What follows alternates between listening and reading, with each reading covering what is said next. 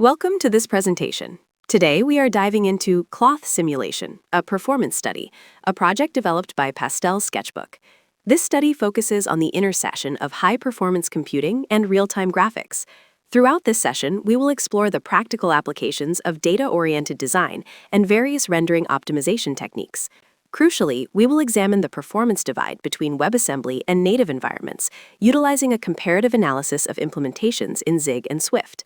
Our goal is to uncover how modern architectural choices can bridge the gap between web-based and native performance for demanding simulations. Let's begin. Our mission was to bring high-fidelity physics directly to the desktop environment. The primary goal was to develop a desktop overlay capable of rendering interactive cloth physics that floats seamlessly above the user's wallpaper.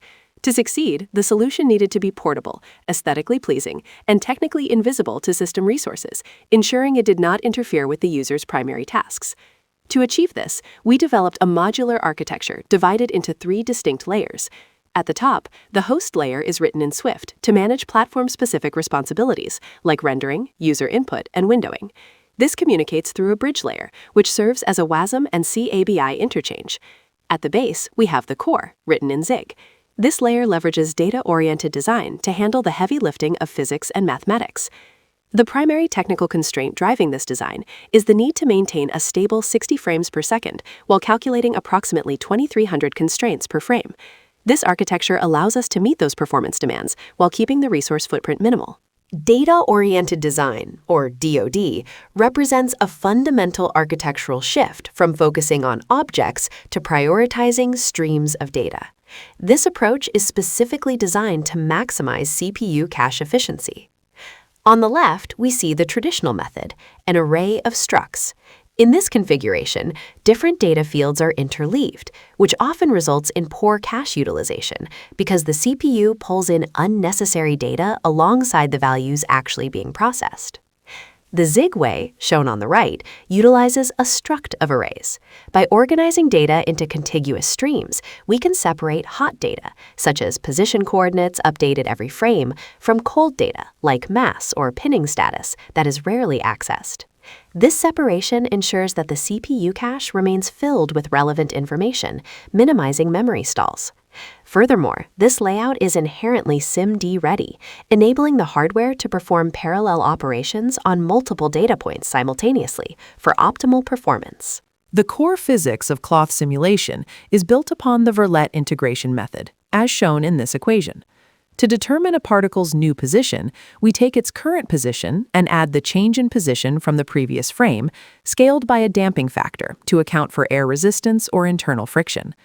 We then add the current acceleration, multiplied by the square of the time step. This approach is favored in computer graphics for its stability and efficiency.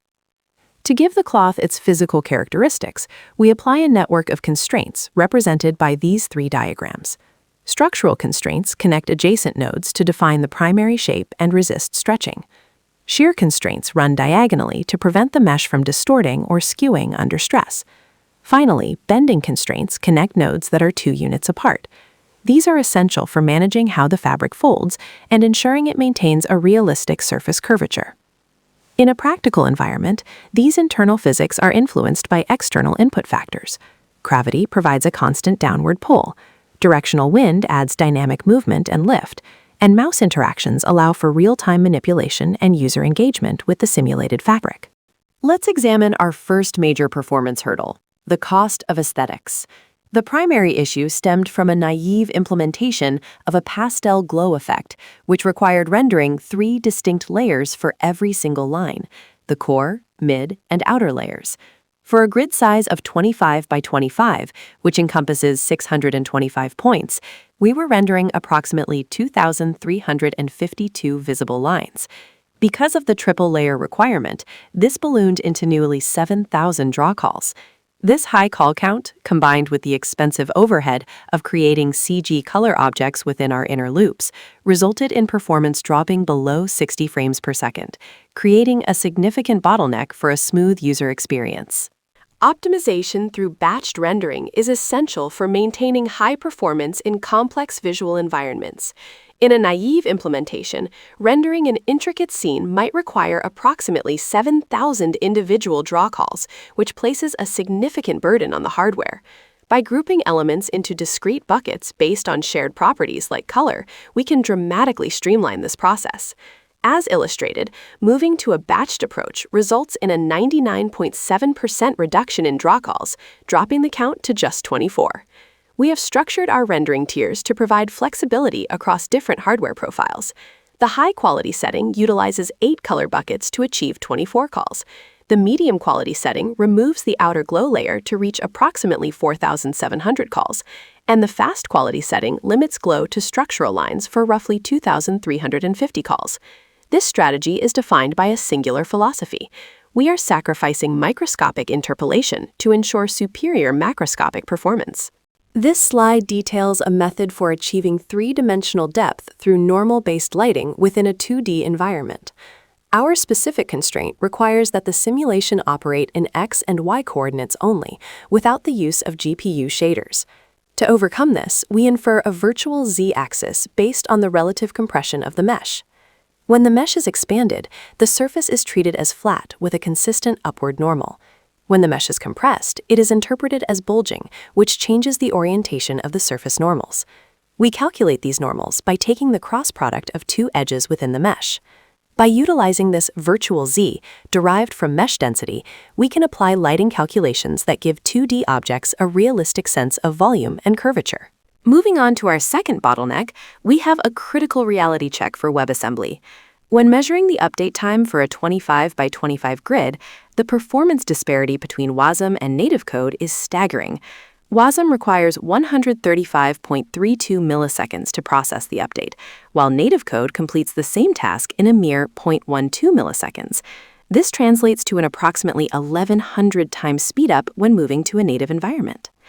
Several factors contribute to this significant performance gap. The primary struggles for WASM include interpretation overhead, the lack of SIMD vectorization for parallel processing, and the constant requirement for linear memory bounce checking. The impact on real-world performance is best illustrated by the frame budget usage. WASM utilizes a massive 812% of the allotted frame budget, which would lead to severe lag and frame drops. In contrast, native code utilizes only 0.74%, leaving plenty of headroom for other system tasks. To address the performance bottlenecks we encountered, we transitioned to a native bridging solution. Instead of compiling our Zig code to WebAssembly, we now compile it directly into a dynamic library, or dylib. The Swift host then loads this library using DLOpen and interfaces with it via function pointers. This architectural change yielded a dramatic performance improvement, moving from approximately 7 frames per second on WASM to a rock-solid 62.5 FPS.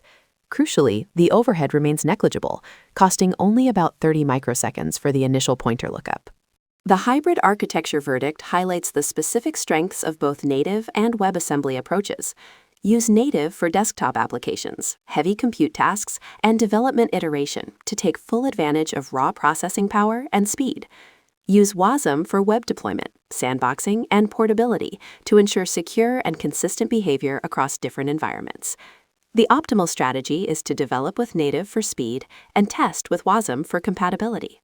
Engineering for longevity is a primary focus for our team, particularly because long-running desktop overlays are highly susceptible to memory leaks. To mitigate this risk, we have implemented a three-pronged strategy. First, we rely on fixed buffers that are allocated once at startup. By avoiding runtime resizing, we eliminate common sources of heap fragmentation. Second, we enforce strict state hygiene through a rigorous balance of save gstate and restore gstate calls. This ensures that the graphic state is always predictably managed. Third, we have integrated proactive monitoring, utilizing automated tests that flag any memory growth exceeding 10% over a 30-minute period. These combined efforts allow us to maintain a stable and predictable total footprint of approximately 15 megabytes. Performance is a feature, not an afterthought. While aesthetics define our constraints, balance remains the ultimate objective. To achieve the results seen in this cloth simulation, we focused on 3 key technical pillars. In physics, we utilized data-oriented design with a structure of arrays approach to maximize cache efficiency. For rendering, we achieved a 99.7% reduction in draw calls, significantly minimizing CPU to GPU overhead. Finally, our compute optimizations delivered an 1100 times speedup over the native baseline. This project illustrates how extreme performance and high-quality aesthetics can be successfully balanced. The full implementation details are available at the GitHub repository linked below.